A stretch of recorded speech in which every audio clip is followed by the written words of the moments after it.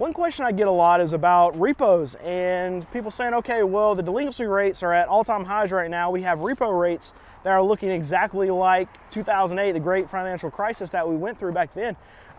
So Brandon, won't that give you tons of inventory and you won't have to worry about trade-ins because of all these repos coming in?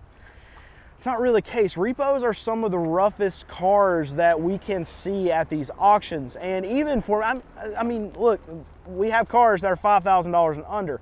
We're from what most dealers will look at, what I'm buying is the bottom of the barrel already.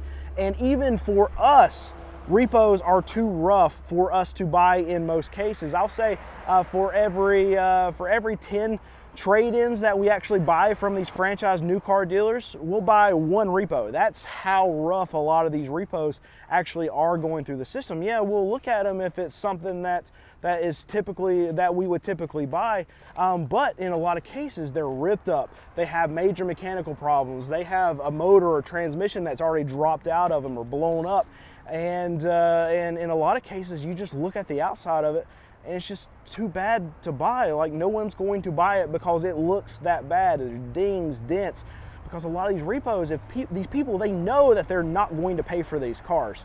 So if they're not going to pay for their car, why would they spend any extra money on it? They're not even changing the oil on it. They're not even taking it through a car wash because they know that they're going to lose these cars. So they are the worst of the worst of the worst of the worst. And you could have the market flooded with repos. But the quality of those repos is going to be so bad that it's not really going to help the system, because those cars will get sent to auction. They will get sold. There will be dealerships that buy these. But in a lot of cases, the bottom 25% of those cars are going to be reduced to parts and scrap, because that's all that it gets to the point where we look at cars of what I sell. Let's get an example. This is a Jeep Liberty. It's a $3,000 car. Okay, we have a repo that comes through. That's the exact same car. We know that we can sell it for $3,000. But here's the thing: it's beat up on the inside. It's got a transmission issue. In a lot of cases, if something goes wrong in a repo, a major repair, those consumers don't have money to fix that major repair, so they're just going to stop paying for it, let the dealership pick it up, and then it just winds back at the auction. So even if a car like this that was a repo that's nasty and it needs a transmission in it goes for $500, we probably paid like $1,800 for this car. We're selling it for $3,000. But if it only goes for $500, it still doesn't make sense for us to buy it at that amount, because it might cost us $1,500 to $2,500 to put even a used transmission with a warranty in that thing. And at that point, keep in mind, we can only sell this thing for $3,000. That's all we can sell it for. No one's going to pay $3,500 for it. No one's going to pay $4,000 for it. $3,000 is the max that we're going to be able to get on that car. So it doesn't make sense for us to, or any other dealer, to buy that Jeep, clean it up to where it's retail ready, and then also put that very expensive repair on it, because at the end of the day, you eat up all your margin in repair, and it's not even worth the gamble when you have other options to be able to buy at these auctions. So even when dealers can go in and steal repos for cheap, the amount of work that it would have to take, it's not worth it. So those especially if the transmission is known going through the auction that they have to fix it, it'll bring $300, $400, $500. The dealer that buys it will part it out, and then they'll scrap the rest of it. And that's how they can make money on the repos. But a lot of those vehicles, I would say the bottom 25% of those repos are just going to be reduced to scrap. And it's just more cars that are coming out of the system. And here's one that I know a lot of people like. Not my favorite cars, but we sell them really well. It's a Toyota Prius. And this one's a 2010. And it's got 197,000 miles, and we paid $2,700 for it. And I actually want to show you on my paper so you know I'm just not making up stuff for YouTube videos. 2010 Toyota Prius, 197,000 miles. We paid $2,700 for it. This is our buyer fee, and then so our total that we have in it is $2,965. And I think our inspection's not included on this, so we're going to have right at $3,000 when you add the inspection into that. And we're selling it for $4,000. So just so you know, this is how we price our cars. I'm not adding a special little extra $500 buffer on anything. We average about $1,000 a car. That's what we try to price our cars at. That's where we want to be. And we don't even charge a dock fee. There's no extra fees that my dealership charges. We could be making a lot more money People that pay dock fees, they usually don't even question them. I bet 97% of car dealerships out there charge a dock fee. We do not charge one. I do not like it. I think everything that you're going to make on a car as a car dealer should be baked into the price anyway. But I am the minority on this. I've even gone to one of my dealership classes that we have to take to be able to be licensed in North Carolina, which is where I'm at. And they told me point blank, they asked how many people charge a dock fee, and we were one of the only ones that didn't raise our hands. And they looked right at us and said, look, you know, you're leaving a lot of money on the table. It's an extra $200-300 you could be making per car. Just not something we want to do. I think all the money should be on the car when you're pricing the car, and that's it. And that's what we want our customer to pay. So if you see these cars out here, $3,000, $4,000, $2,500, whatever, when someone comes and buys a car, that's exactly what they're paying us. That's all we're making on the car, and that's it. And that's how I think it should be across the car market. And I hate that consumers have to deal with a lot of dealers that will post a car.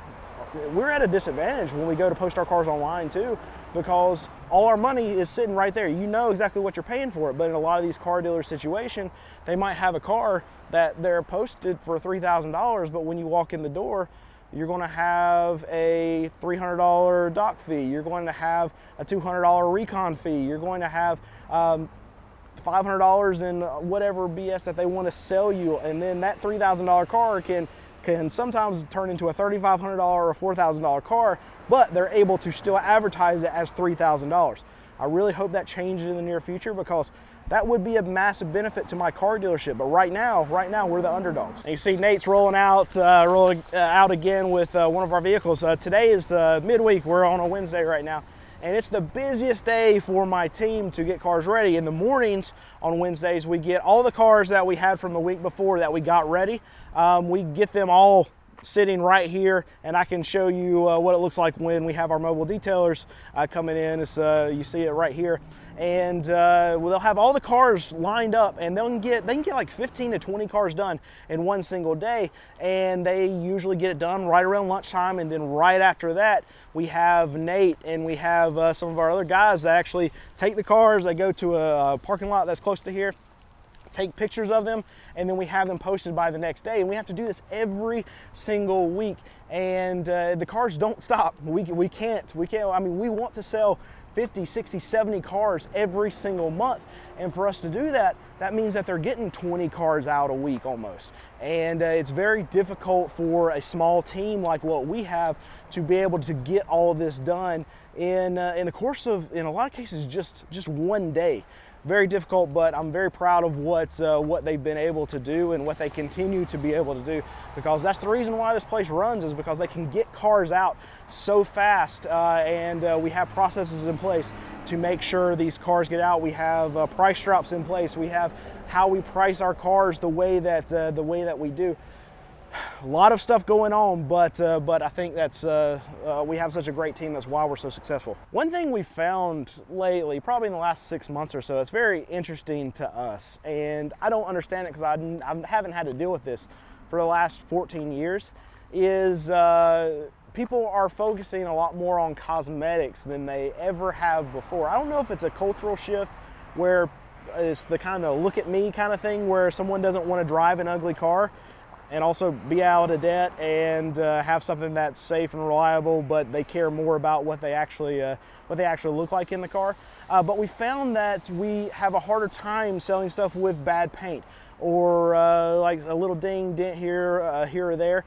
So we have to focus more on how the cars look than what we used to. It used to be that, okay, if we had like a Ford Taurus, an ugly standard family Ford Taurus, if we could sell it for $2,000, $2,500, didn't matter what it looked like, just get snatched up. Now we can have a Ford Taurus and the paint doesn't really look bad, and we have a hard time selling it at like $2,500. And if we do have something that's got bad paint, which I've told you multiple times, bad paint's one of my favorite things that I like to buy, because you can get the car way cheaper. I mean, this is an Acura right here. Look at this paint, $4,000.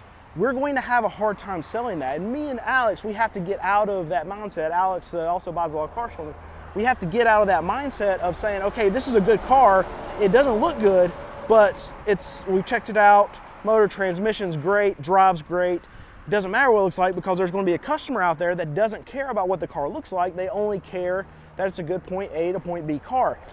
That's not true anymore, and we have to change our thinking. And it feels like it's just gotten a lot worse over just the last 6 months. We've had more cars that we've had the old mindset, me and Alex buy pretty ugly cars, and we're not able to sell those. And Nate, my sales manager, has been now yelling at us to not buy these ugly cars, because people just don't want them. And it could also be an element that we have a lot of extra choices that we haven't had in a while.